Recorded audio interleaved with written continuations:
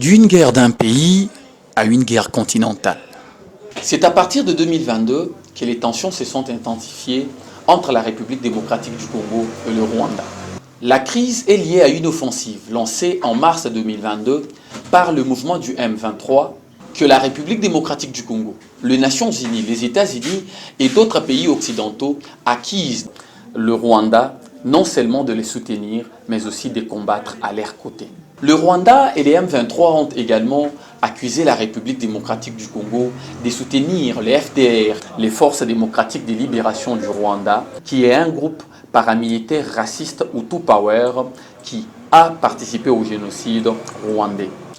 Cette guerre est actuellement à la base de plusieurs retombées, qui sont notamment politiques, diplomatiques, mais aussi économiques. À cela s'ajoute le phénomène de la haine tribale, qui est déjà visible parmi les habitants de ces régions frontalières.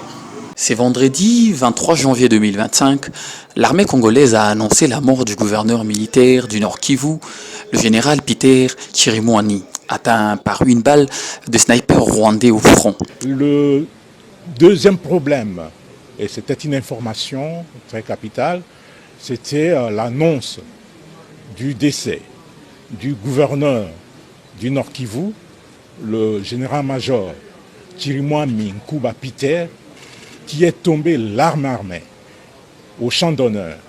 Il a été blessé, on l'a évacué et tout a été fait pour qu'il arrive à Kinshasa et que l'on achemine pour des soins appropriés à l'extérieur du pays.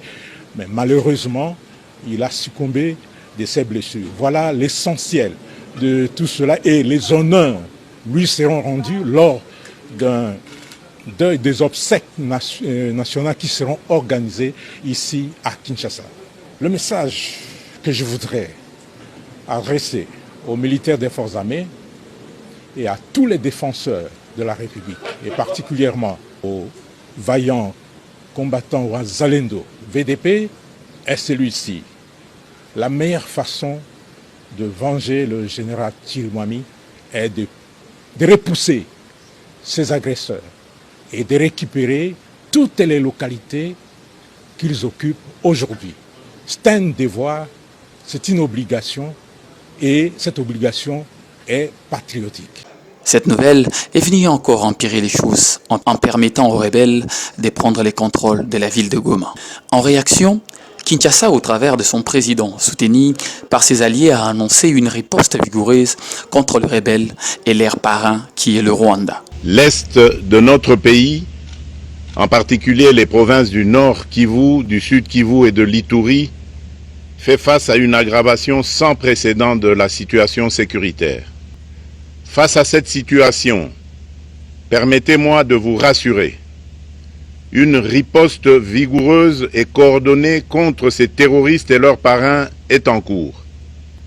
Nos vaillantes forces armées de la République démocratique du Congo, symboles de courage et de patriotisme, sont pleinement mobilisées, prêtes à défendre chaque centimètre de notre territoire.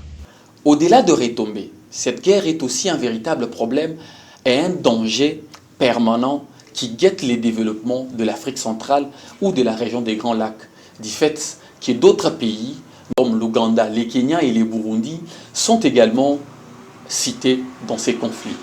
Partant du principe selon lequel l'ennemi de mon ennemi est mon ennemi, ces autres États risquent de se retrouver aussi dans cette guerre interminable. Et on peut penser à la guerre du triple alliance aux triple attentes, comme ce fut en Europe il y a un siècle de cela au début de la Première Guerre mondiale, mais cette fois à l'africaine, avec un Rwanda bénéficiaire d'un soutien de l'Ouganda et du Kenya, et de l'autre côté une République démocratique du Congo comptant sur les soutiens de l'Afrique du Sud, de l'Angola et du Burundi. Avec tout ceci, on pourra déjà penser à une guerre continentale au centre de l'Afrique, avec bien sûr une participation directe de la communauté internationale qui ne fait presque rien.